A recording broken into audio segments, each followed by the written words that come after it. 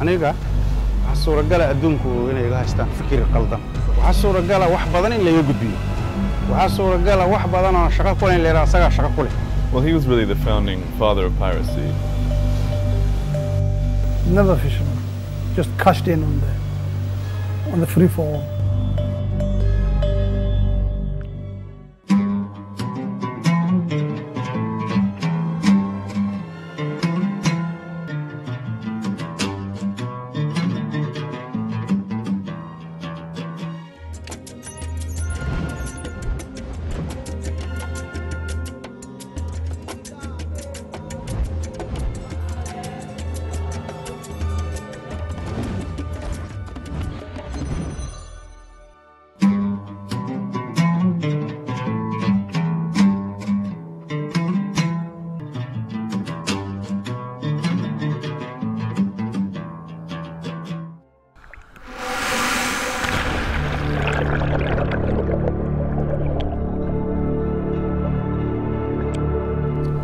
بعد واحد عادي لفت جودي حتى أنا يسوه بينه أي لهم وضمنا بريق أفريقيا عرفوا تتجان إسكسوه بين وما يلك له كلي مادين وما يمنها كلي مادين إن أي لفت جودي بيجي مادين أيقو مارك الدنيا إن حبتي ما وقف طبعا توتر وردي كقفتين سمارك تاي أنا أيقو سلي أنا لازم كتشيرنا مارك تاي ماشان كجيلين بدي شغالي دي بنقص الله طبعا ما نقول iyagoo abashaha baqanayo cararay anu waxaan kamid ahaa markaas dadkii ay dhiyadaas keenan ugu ayaan kamid ahaa in waxaan la iska celiyo macnaheedu xataa markaas in la qabto ma ahayn hawn la iska celiyeed la iska kaxay. In April of 2013, Mohammed Abdi Hassan, better known as Afweni or Big Mouth in Somali, granted an exclusive interview with journalists at Mogadishu's most high-end hotel. He explained how he organized fishermen in his home region of Mudug to protect Somalia's coastline, the longest in Africa.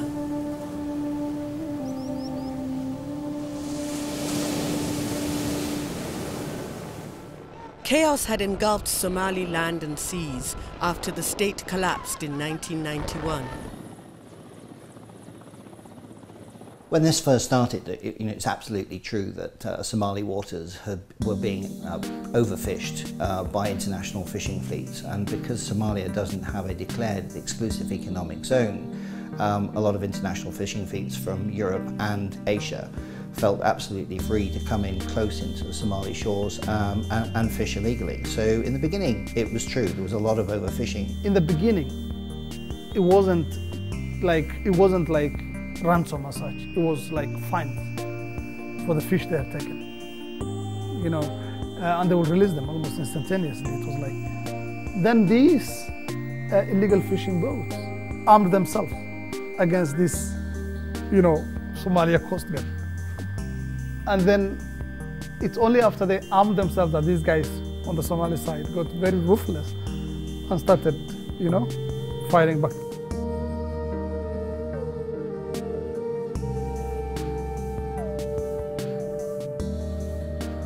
cuntadoodii cunaan waxay waliba cunaan shay aad u qaali ah oo aan siiyaa daily oo aad u qaali ah oo la yiraahdo miro aad u qaali ah oo expensive ah waliba lacagtiisu ay tahay ayay cunaan maalinkii waxa ku baxda 12,500 birthday waxa ku baxda arrinku sidaas ku bilowday kabacdina waxaa bilowday howlgal ballaaran maadaama aan maamul jirin maadaama aanu dawladi jirin yacni waxaa iska bilowday howlgal ballaaran ee nin waliba u shaqo tago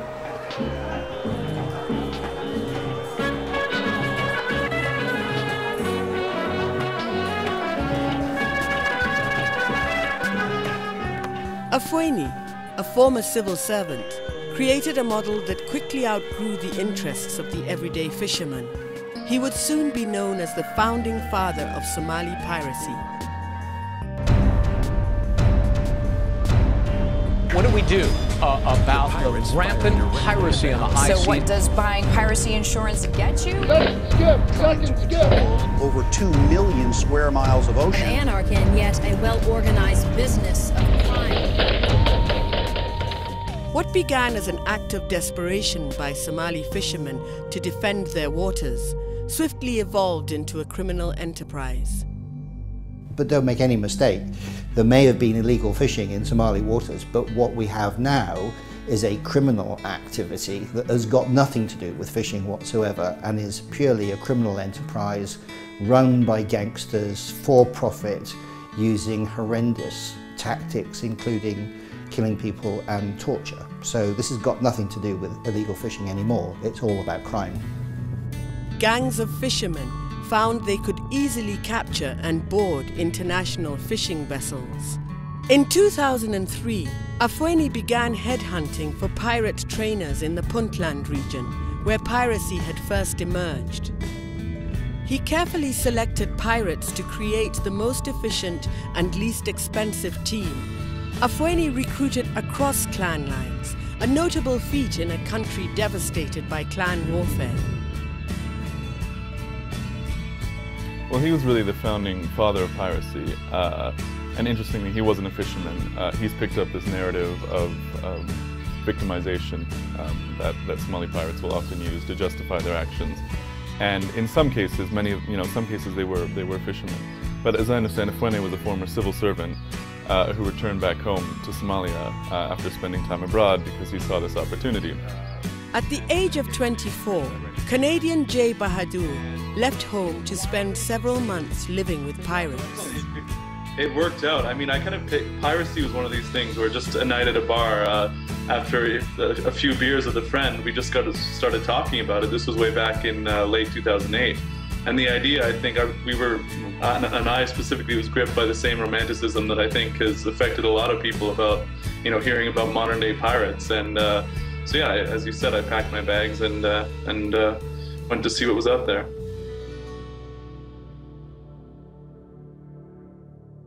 For all his talk about defending Somali waters from illegal fishing ships, he began his career by hijacking World Food Program transports that were bringing food aid to Mogadishu, to his own people.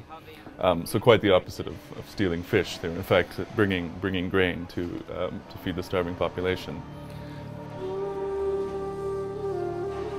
aniga waxa suuragala adduunku inay iga haystaan fikir qaldan waxa suuragala wax badan in laga gudbiyo waxa suuragala wax badan oo shaqo ku leeyahay asaga shaqo ku leh waxaas uu ku leeyahay waxaas uu ku leeyahay midkaas la haysto wax ka haysta waa in la yiraahdo suuragala laakiin waxa ogaanaysiin warbixinta Soomaaliya ka timaada 90% waxa wax ka jiray u badan yahay laakiin anu hadda ku hor fadhiyaan runta ku sheegan rabaa waxaad weydiisan waa kaga jawaabay beeninaan ku sheegana ma rabo.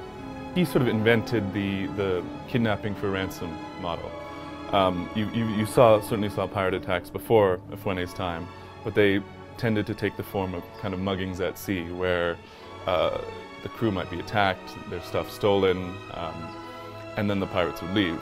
Afweni realized that in Somalia, with the unsecured coastline, with the security situation there, you could actually grab and hold the crew for a long period of time, and in effect handle it like any other sort of kidnapping.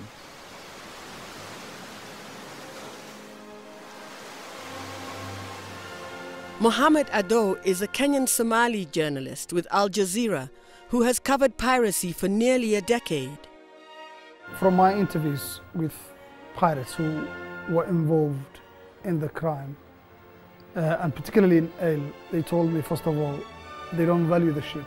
The ship doesn't matter to them at all, because what will they do with it? Will they take it, you know, and what will they do with it? They can take it to any international port. Will they value the hostages? If the hostages are from the countries like the United States, the United Kingdom, France, all these countries that are considered rich Western countries, that's what they love. That's what they prefer. Pirate groups such as Afwenis were split into two teams, one to attack the ship and the other to hold the ship and its crew after the hijacking. Ransom payments became the main source of revenue for Afweni and his fellow pirate leaders. A World Bank report on Somali pirates estimated ransom payments totaled between $339 million and $413 million from 2005 to 2012. I've been a soldier, or I was a soldier for 37 years, and I guess I've seen some pretty horrendous things, but having to deal with these poor families is heartbreaking. John Steed, a retired colonel who once headed the United Nations Counter-Piracy Unit, now runs a hostage support program. When you talk to the pirates, by and large, you're talking to a translator or a negotiator, and his job is to negotiate a ransom. You're not talking to the actual pirates holding the hostages. By and large, you're talking to a go-between who can be extremely polite and usually speaks they're very good at finding people who speak the language of that particular group of hostages. You know, even if it's Thai or Chinese, they manage to produce negotiators from the Somali diaspora around the world. These negotiators aren't necessarily always in Somalia. They can be anywhere in the world. This is a very complex business model with tentacles that are worldwide. Chirag Bahri was an Indian engineer on a vessel hijacked by pirates in May of 2010.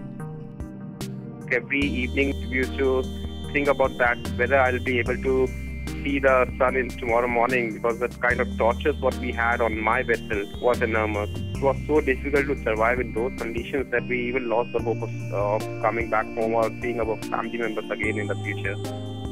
So we lost all the hopes. Crew members from poor countries accounted for a majority of hostages. Often abandoned by the ship owner and their governments, some spent years in captivity. Pirates demanded millions in ransom, an impossible amount for the families of the seamen. Chirag's family had little information and had almost no hope for his release. It was disastrous, you can say. They didn't know what to do, whom to approach. My mother was very bad for her. She was under total depression, and I lost her during that time.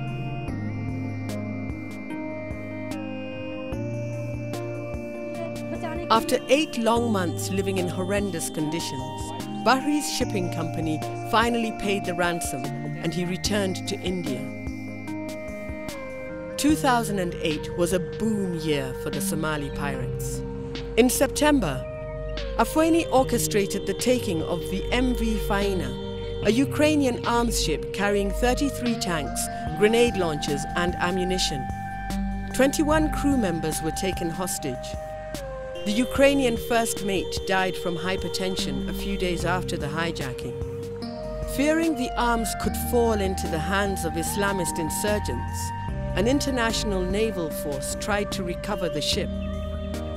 After 5 months, Afweni's gang released the ship, its crew and cargo for a ransom payment of $3.2 million.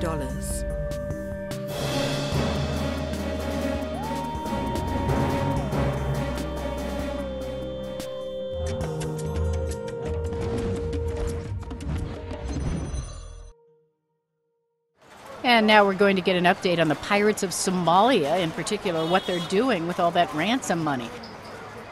Pirates collected millions of dollars in ransom money, fueling endless speculation of where it all went. Media traced the money trail to Somali communities living in neighboring Kenya, in particular to the Nairobi suburb of Eastleigh. Business is booming here. Yeah, I was born and raised in here, easily. Well, before it was just, you know, mud, dirt and homes, and, you know, it was very low life kind of living. But now, as you see, there are many constructions going on now. New buildings are being built, new roads. But residents of Eastleigh, many of whom are Somalis born in Kenya, feel the media unfairly painted Eastleigh as a pirate haven. This is hard work money, hard earned, and we work hard for our living. You know, the people, the pirates who have stole these billions of dollars, they haven't even used that money to help their own people, their own family, they use that money in other things. We don't know where that money has gone. You can obviously see it hasn't done anything to help us. So that money hasn't come to Eastleigh, Kenya, Somalia, or anywhere like that. So that piracy money, I don't know where it's gone, but it hasn't come to us. I ended up in Eastleigh and did some at least cursory investigative reporting on it, talked to some businessmen, talked to some guys funding construction projects there. And of course there are rumors, and there's no doubt that some pirate money comes from Somalia to the Somali community living in Eastleigh, but that money is not going to affect property prices in Nairobi in any significant way.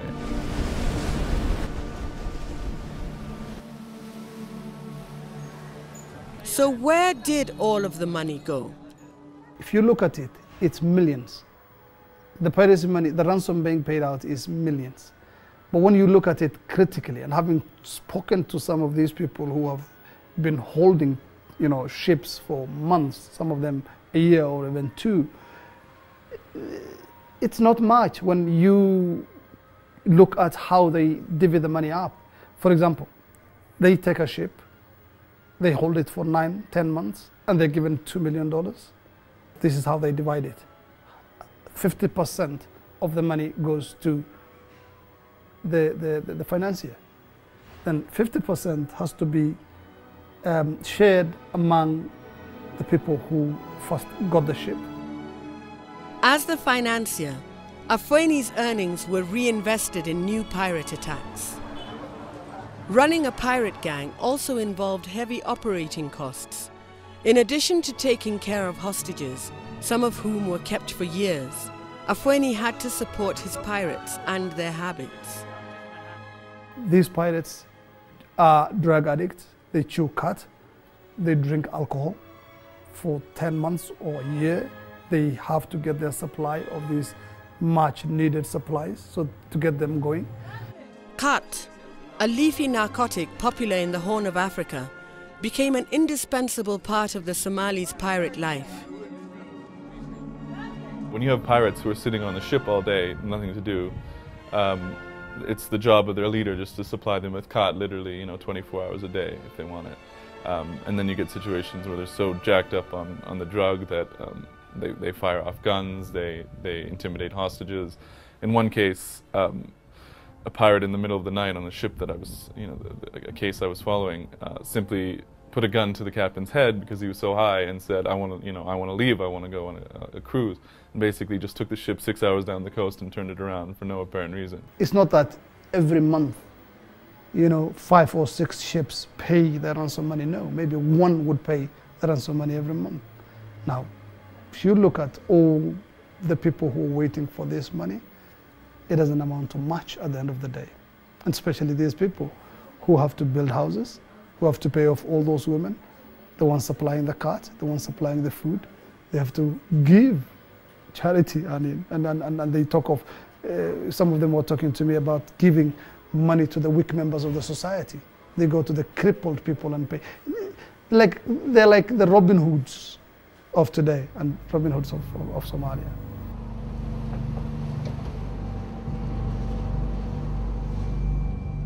Semberiba waligayba aniga dhaqaalo meel yaal lama yeelan waayo markii horena shaqaalan ahaa markii dambana dee waxba lagama helo waxa kan adduunku moodo inaan anagu wax qaadano 5 milyan 6 milyan inaan wax qaadano anagu lacagta magaceeda oon baan nagu bixiyay dad baa meel kale jooga iska qaataba waxaas waxba marna waxba ma helnaba waa dhibkeeda oon baa magaceeda xun baan soo xigay. Eventually the costs of piracy began to outweigh the reward.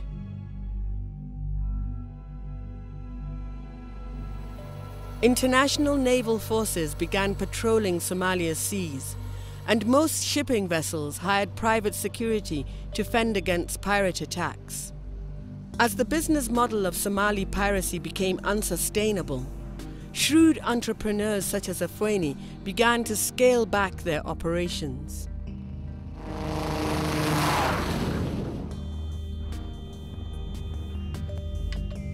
And Big Mouth also started looking out for his own legal safety. He was asking for official forgiveness from the local and national governments in Somalia. Former governor of the pirate-filled region of Himan and Heb, Mohammed Tiai, himself accused of benefiting from the spoils of piracy, pardoned Afweni in 2010. 2 years later, the internationally backed government in Mogadishu also excused Afweni. To earn the government pardon, he claimed to now be fighting the very crime ring he helped to create. One of Somalia's best-known pirates has announced he's retiring. Mohammed Abdi Hassan, nicknamed Big Mouth, says he will now work with the Somali government to end what he calls a dirty business. Big Mouth's career spanned 8 years, and his organization included hundreds of young men.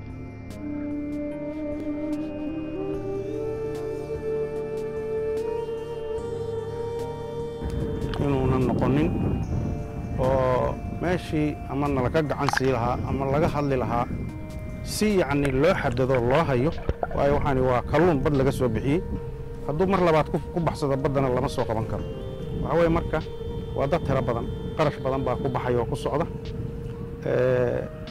muxuu ahaayey waa dad madkoodii hore han weynaa oo aanu noloshoodu nolol leebal ah may ahayn nolol waxay iska ahayd iska khiyaali oo dhib badan marka waxaa moodaa in arrintaasi nala kaga aamusay oo ay nagu daahday ayaad moodaysaa arrinkaas waxaa noo suuro gashay 932 dhallinyaro ah inaan soo xaraynay oo madaxdoodii ay ka mid yihiin 3 barood bay joogaan waxaan sameeyey oo aan samaynay ciidan ayagaan kala magacaaban hab waxaan u dhisay maamul ciidan iyo gaadiid iyo hub ka xiga xeebta xaggeeda inaynan ku laabanin waan teeri garayna waa samaynay cuntadooday cunaan waxay weliba cunaan shay aad u qaali ah oo aan siiyaa daily oo aad u qaali ah oo la yidhaha miro aad u qaali ah oo expensive ah weliba lacagtiisu ay tahay ayay cunaan maalinkii waxaa ku baxda 12,500 birday ku baxda markay ugu yar tahay intaasaa ku baxda oo aynan ku jirin cabashadooda shakhsiyaadka gaarka ah aysan ku jirin. Big Mouth found a way for the government to pay his bills. runtii dhaqaalaha waxa ballanqaadku ahaa markii hawshaas lagu soo guulaysto ballanqaadkii ay nala galeen qoladaas ku meel gaarka ahaa wuxuu ahaa awalan dhaqaalahaas markii lagu guulaysto arrinkan in la wajaho raggan la qaabilo la wajaho macno loo yeelo muxuu ahaayey wixii ku baxan ay la bixin doono. It's sort of like using a bank robber to guard the vault, I guess. And this created a huge scandal, of course, last year when it was revealed that Sheikh Sharif had appointed this pretty much the biggest pirate in history, at least in Somali piracy history, as now a counter-piracy officer.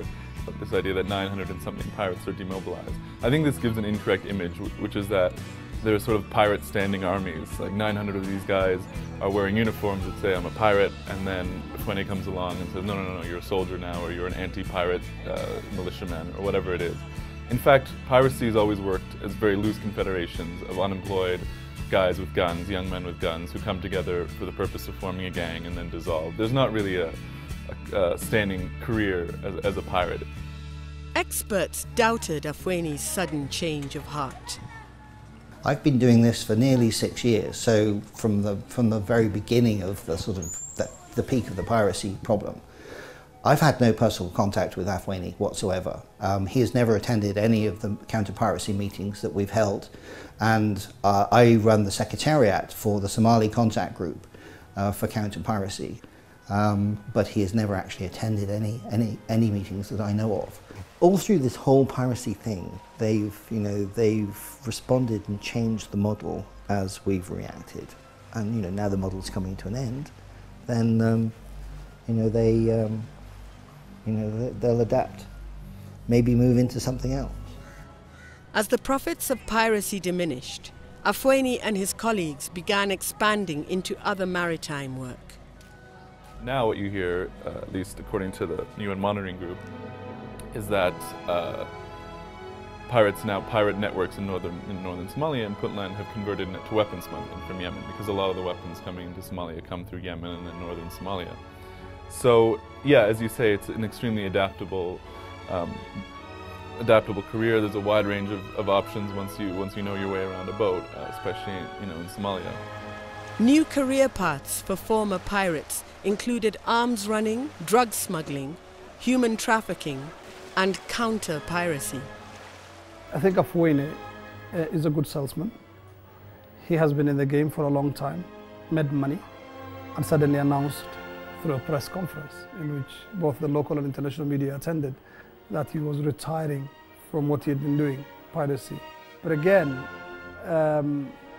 I think he's not done with piracy, because he's coming again through the back door, saying he's rehabilitating pirates and looking for contracts and all kinds of things. So I think he's just, how can I call it, he's just trying to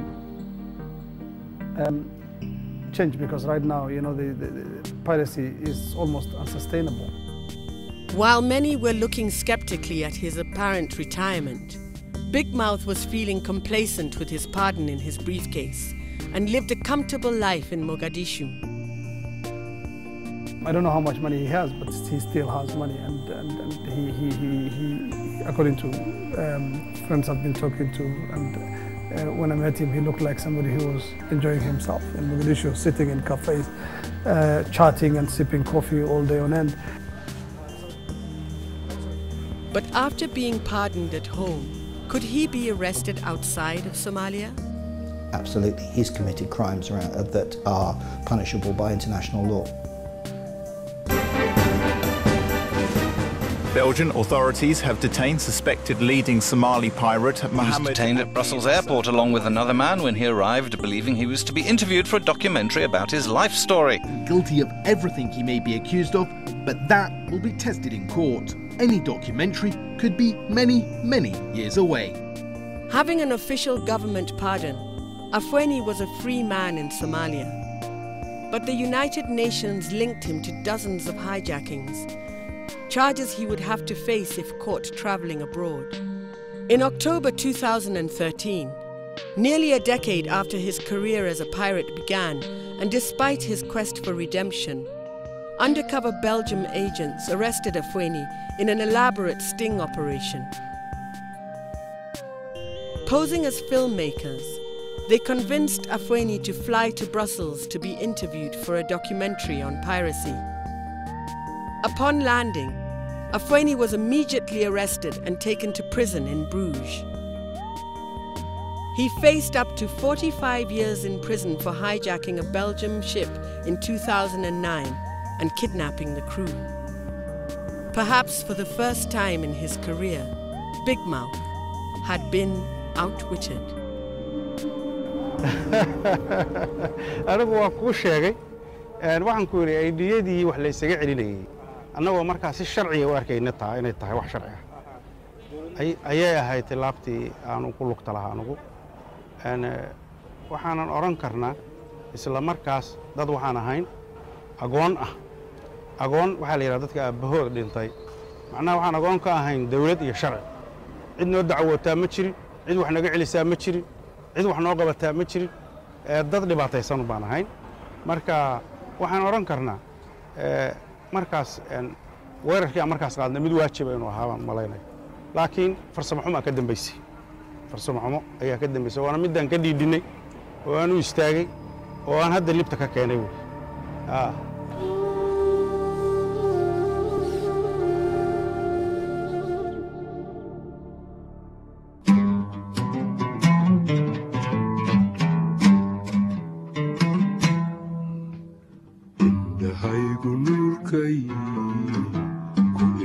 dugsadeeno adna hayskukay ladini urhooyahayo indhahaygu nuurkay nuurkay kuildugsadeeno adna haysku